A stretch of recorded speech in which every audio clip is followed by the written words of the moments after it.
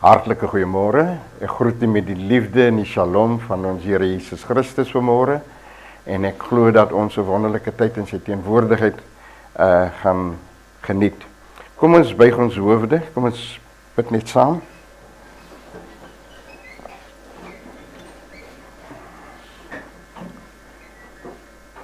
Hoog en verhewe, almagtige Skepper God, aan U kom al die lof, die eer, die prys en die aanbidding.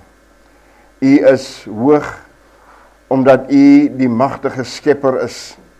U is gedig, U is waaragtig, U is soewerein. En Vader, omdat U so gedig is, Vader, het ons nie genoeg lip en tong om te verklaar die liefde van U. Here, U roemryke dade, Here, wat U gedoen het, Here. Ons het nie genoeg lip en tong daarvoor nie, maar al die eer kom U toe vanmôre, Here.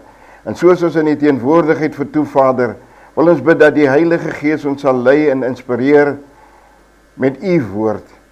Dit bid ek in die magtige, onveranderlike naam van ons Here Jesus Christus met danksegging. Amen.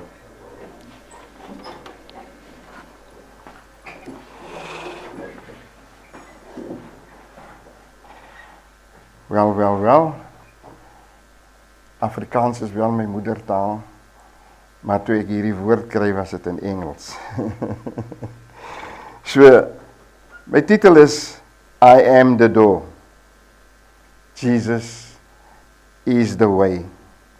And if we look in today's world, the state, there's a lot of prophecy that's been unfolded, been fulfilled, and all we can say, glory to our God in the highest. And we know that Paul, right in 2 Timothy 3 verse 1, in the last days, perilous times shall come. Which means we are distracted by what happened in the world. We are distracted by that. And sometimes our focus is very blurred. And then also in Matthew 24 verse 7. Matthew 24 verse 7 and verse 8. For nation shall rise against nations, and kingdom against kingdom. And there shall be famines and pestilence and earthquakes in different places. Now all these things are the beginning of sorrows. So we don't need to be in a panic stage because God is in control, and we don't need to fear anything. 1 Timothy 1 verse 7, for God didn't give us a spirit of fear, but a spirit of power, love, and a sound mind. He said sound-mindedness. And when we look at this verses, that we don't need to fear, because God is with us. He is Emmanuel with us, and we can call on God like David in Psalm 121. I will lift up my eyes to the hills. From where does my help come? My help comes from the Lord who makes heaven and earth. So if we are very desperate to see God's face, we need to acknowledge Him in everything that we are doing here on earth. So our desperate call out should be to the source of life,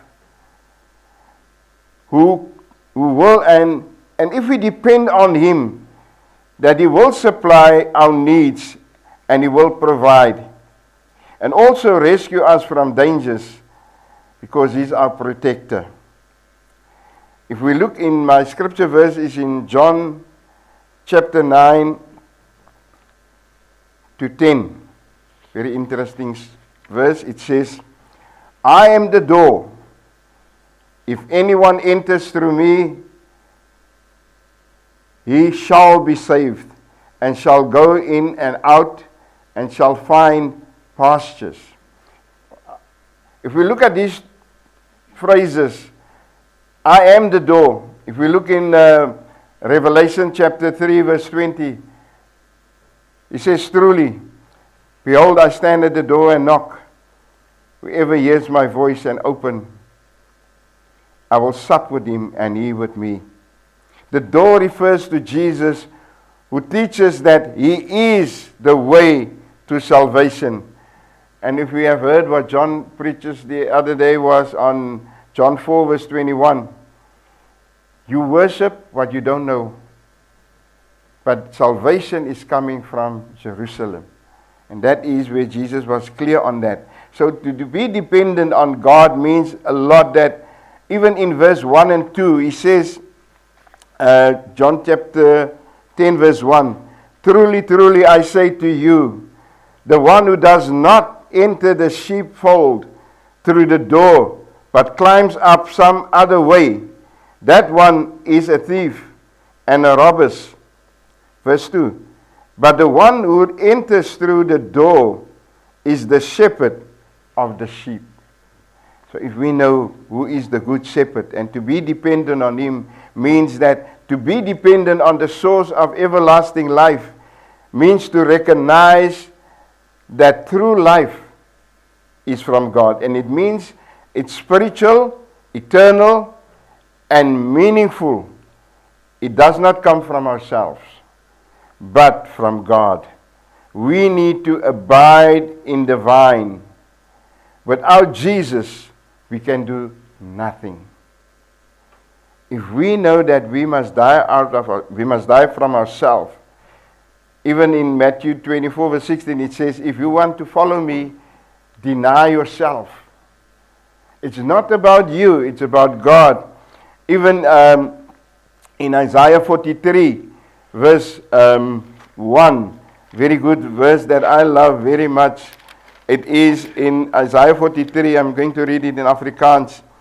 Maar nou so sê die Here, jou skepper, o Jakob, en jou vormeder, o Israel, wees nie bevrees nie, want ek het jou verlos, ek het jou by jou naam geroep, jy is myne. You don't belong to yourself. Even in another verse that really says that clearly, that the Holy Spirit, we are the temple of the Holy Spirit, and He lives in us. It's in 1 Corinthians chapter 19. Very interesting verse that he says there to us clearly.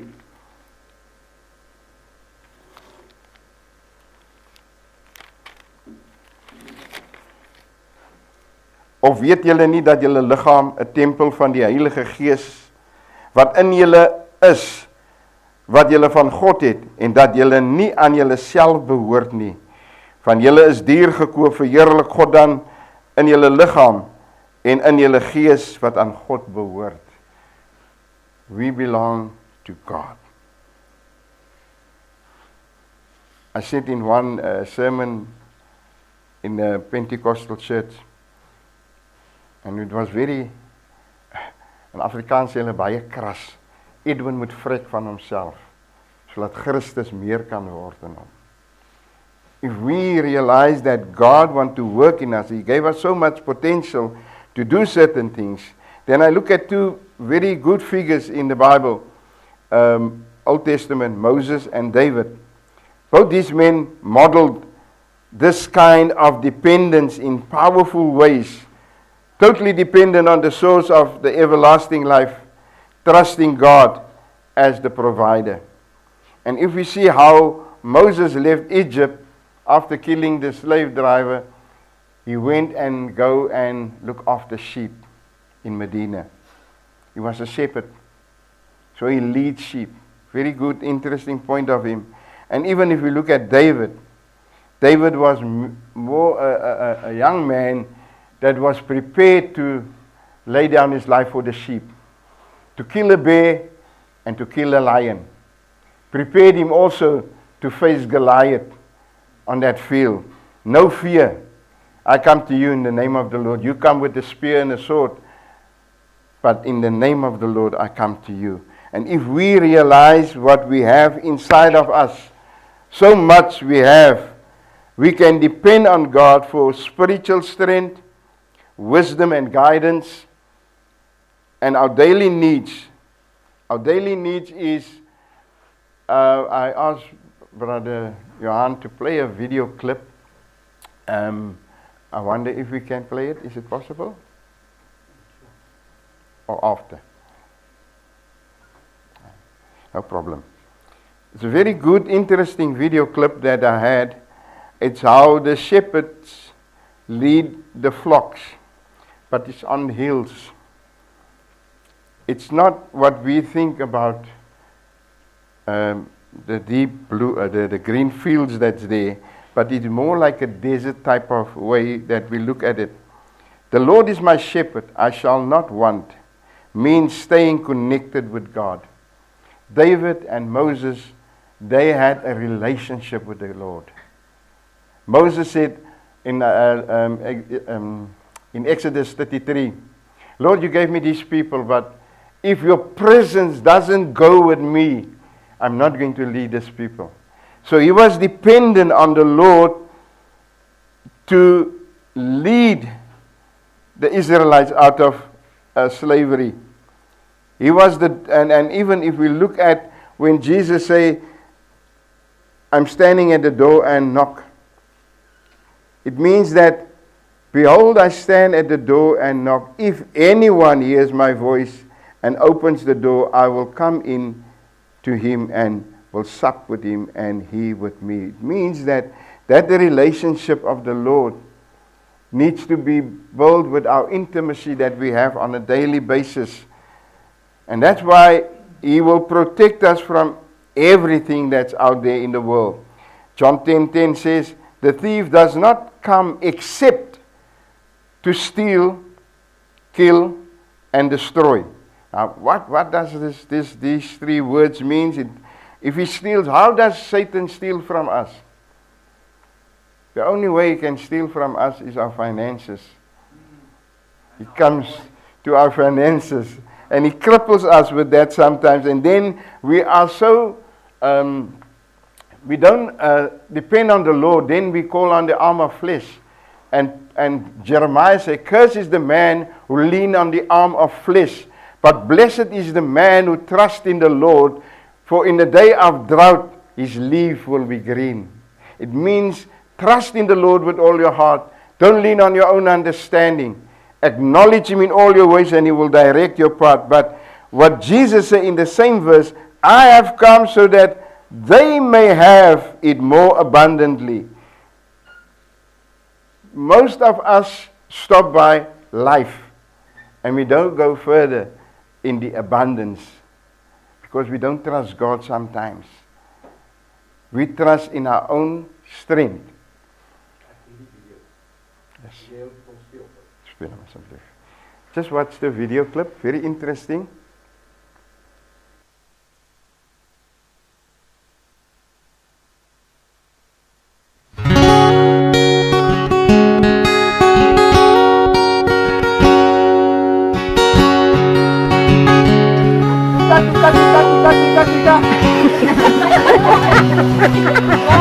One more time.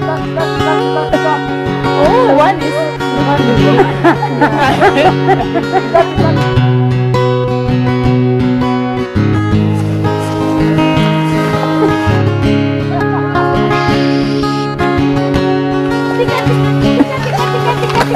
Oh, good. Tika, tika, tika, tika. Tika, tika, tika, tika. Tika, tika.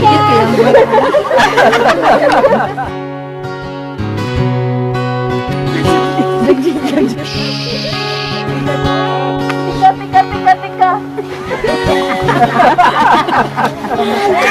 Ayun.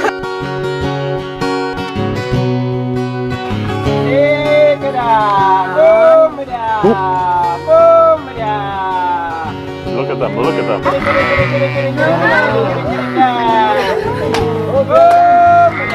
That's amazing. Isn't that amazing? They are coming.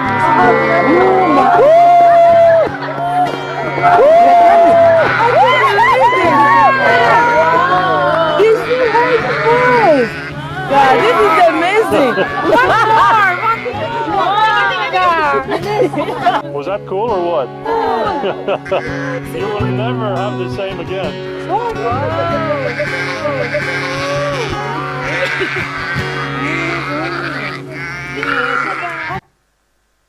The sheep knows the shepherd's voice.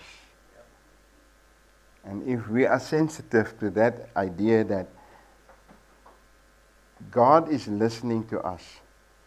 And with His abundance, God's abundance is more than material blessings. We expect money, but it's actually about peace, joy, wisdom, purpose, and eternal life. And it means a strong intimacy with God means a close personal relationship. John 10:10 says, and I refer to 1 John 5:19. We know that we are of God, and the wicked one does not touch him. The wicked one does not touch him, because Isaiah 54 verse 17 says, no weapon formed against thee shall prosper.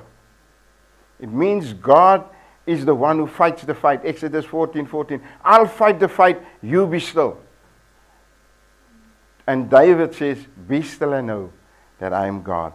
It means that we must be dependent on Him. For if He is the one that protects us, in verse 20 it says, and we know that the Son of God has come and given us understanding, so that we may know who is true, and we are in Him who is true, and in His Son, Jesus Christ. He is the true God and the eternal life. So if we know who God is, who Jesus is, He is the way, the truth, and the life. No man come unto the Father but by me. And that is what Jesus states in His word. So if we know that the enemy can do us absolute nothing. I don't have a fight with the devil. If the Archangel Michael says to Satan, I rebuke you in the name of the Lord, in Jude, it means that it's not necessary to have a fight with the devil, but we know that we are in Christ and Christ in us. My favorite verse, Galatians 4 verse 6. We are sons of God.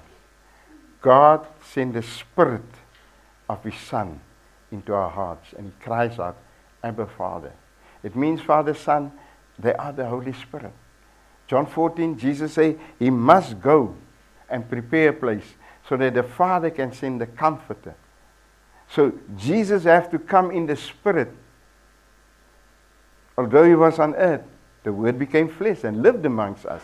We have seen the glory of Him. But now He has to leave. And this is what is interesting about John 9.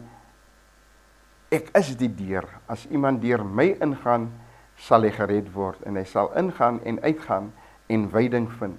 Pasture we will have. If we follow Christ, He's the one who will provide the needs that we have. Even in verse 7, He says to Philip, to Thomas, Jesus sê toe weer aan hulle, voorwaar, ek sê vir julle, ek is die deur van die skape. So if we know we are part of the sheep, then we need to follow the good shepherd. Jesus is our protector. When we look at the shepherd boy, if we read in the Bible, it says that they were men who even sleep by the gate where the sheep is. So nobody can enter. And that's the criteria of a shepherd boy. He protects the sheep that is in his care. And I think a lot of pastors don't realize that if you have a congregation, it means that first God, then the shepherd. That's there. But some people, they worship the shepherd of the congregation instead of Jesus. Wat vir my baie tref, is dat ons moet wakend wees oor die kudde wat aan ons toe vertrou is. I like what Neil sometimes says. He's only there to guide. Jesus say, the words that I speak is not out of myself, but from the Father. So as ons weet, Christus moet deur ons werk. Want hy is in die wêreld gekom het sodat niemand mag verlore gaan nie, maar die ewige lewe beerwe. Selfs hy sal die 99 los om die verlore een te vind. That's how important a soul is to Christ. In John 14 verse 6, Jesus antwoord hom, ek is die weg en die waarheid en niemand kom na die Vader behalwe deur my nie. Want hy is Immanuel, God met ons. As ons weet, dat hy selfs met ons, al gaan ons deur water, sal die riviere ons nie oorstroom nie. Al gaan ons deur die vuur, sal ons nie skreeu brand nie. Hy sê, wees nie bevrees nie, van ek is met julle. En omdat julle kostelik is en hoog geag is, het ek julle baie lief. For God so loved the world that he sent his only begotten Son. Whosoever believeth in him shall not perish, but have everlasting life. Hy is die bewaarder wat nie slymer of slaap nie. Jesus sorg vir sy skape en ook deur die wat in die skaapkraal is, versorg hy ook. Ons het nou mooi die beeld gesien, toe die skaapwagter die skape roep, het hulle gereageer op sy stem. Die ander het geroep, hulle het nie gereageer nie. En dit is hoe ons die stem van die Here moet leer ken. As hy sê, voorwaar, ek staan by jou deur en ek klop. Wie my stem hoor en die deur oopmaak, ek sal ingaan met hom maaltyd en hy met my.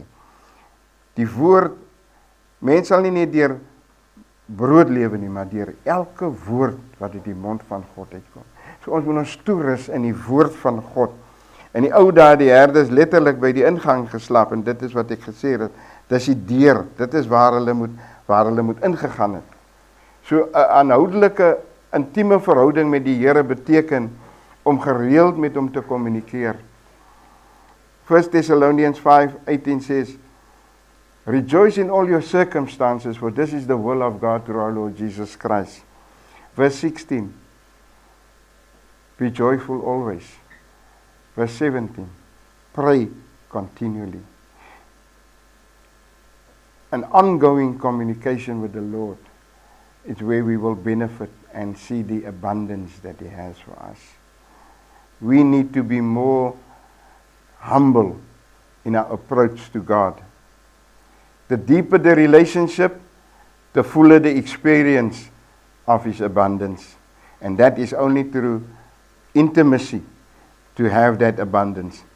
Moses on the mountain, he spoke with God close and regularly. He had a relationship with the Lord. The result, he received guidance, authority, and divine provision for a nation. It's because he was there before the Lord and he intervened for the people that the Lord entrusted him with to lead them into the promised land. And David sought God through worship and prayer and repentance. I love when David he said his mother gave birth to him while he was in sin. Very good one, that. I love Psalm 51, because even there he says, create in me a clean heart. Kyk, in ongeregtigheid is ek gebore en in sonde het my moeder my ontvang. Vers 9, ontsondig my met hyssop, dat ek kan rein wees, was my dat ek witter kan wees as sneeu.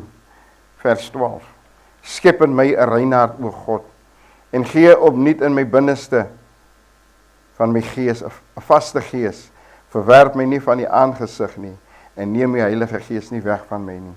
But we must realize that if we don't have intimacy with the Lord, how is the Holy Spirit going to operate in our lives? We need to be sensitive to the Holy Spirit. And you know, David had a key.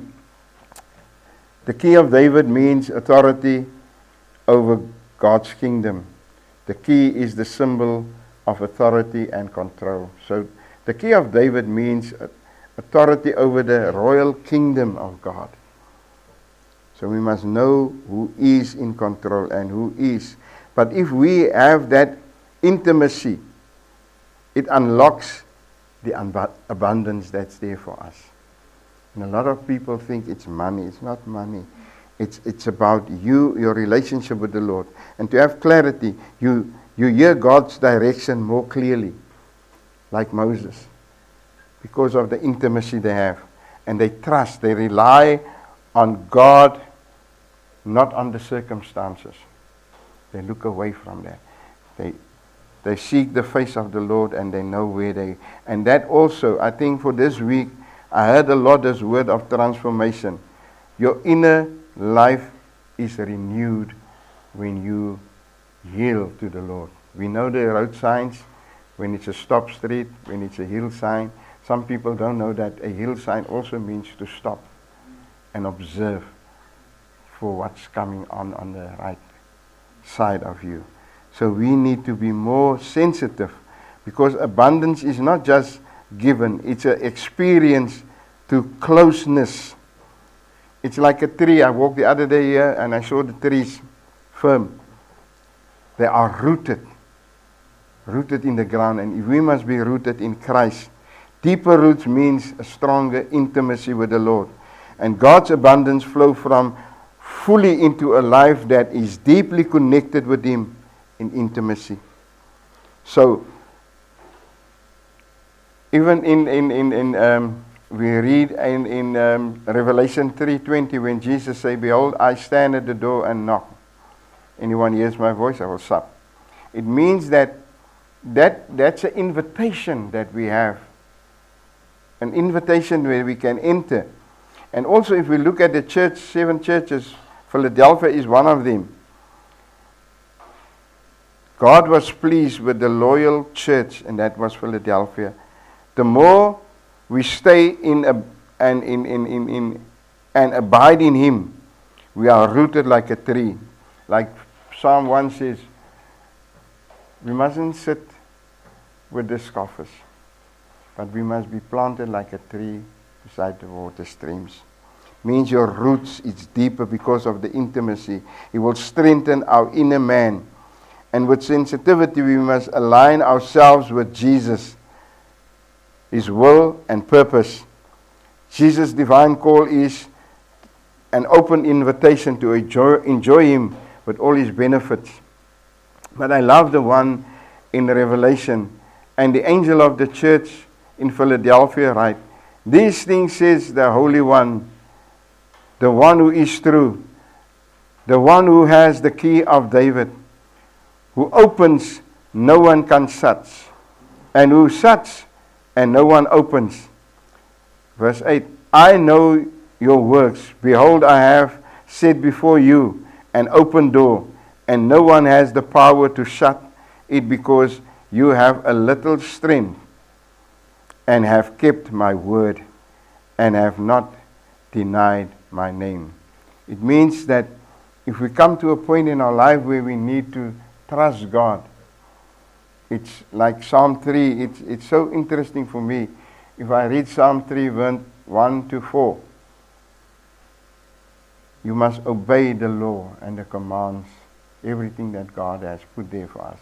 We must write it on the tablets of our hearts. And then we will find favor in the sight of God and of man. But we need to trust Him. I looked at something and I said to myself, how can I sum up this message? And this is about identity and foundation. Rooting who you are in God rather than in your circumstances, people, or your achievements. It's stability. It's like a tree that is rooted.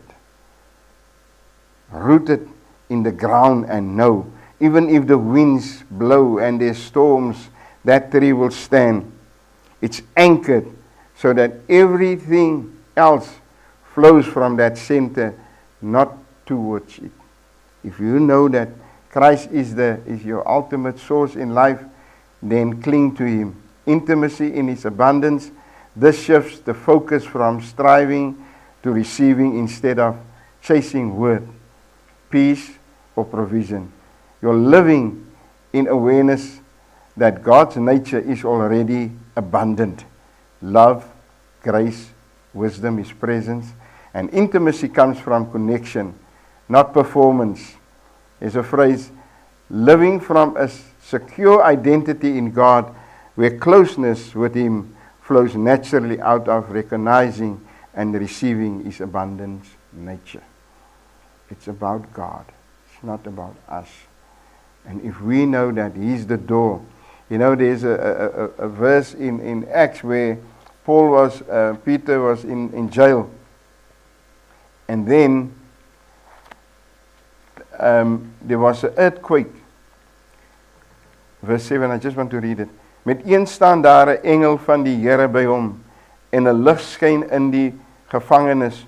Toe slaan hy Petrus op sy sy, maak hom wakker en sê, staan gou op. En die boeie van hom, van sy hande afgeval. En die engel het vir hom gesê, omgord jou, trek jou skoene aan. En hy het dit gedoen. Verder sê hy vir hom, God, gooi jou boekleed en volg my. I just want to read verse 10. En toe hulle by die eerste en die tweede wag verbygaan, kom hulle by die Eysterpoort wat na die stad lei, en dit het van self vir hulle oopgegaan, en hulle het buitekant gekom en een straat ver gegaan, en dadelik het die engel hom verlaat. Mysterious things happen when you trust God, when you have intimacy with God. Petrus, hulle het gebid, hulle het die Here se aangesig gesoek, en dit is waarom hulle 'n uitkoms kon kry teen alle tye, van hulle God vertrou het. So al wat ons moet doen, ons moet ons die vraag afvra, waar staan ek met die Here? Hoe seker is ek dat ek hemel toe gaan? En dis my twee vrae wat ek altyd vra. How sure are you in your spiritual life? If you die today, you will go to heaven. There is answers in the Bible. And the Christian faith is the only one. The Quran say, if it pleases Allah, you might go enter Jannah. But our Bible say, these things are written. Hierdie dinge is geskrywe, dat julle mag weet dat julle die ewige lewe mag beerwe. All the answers is in the Bible.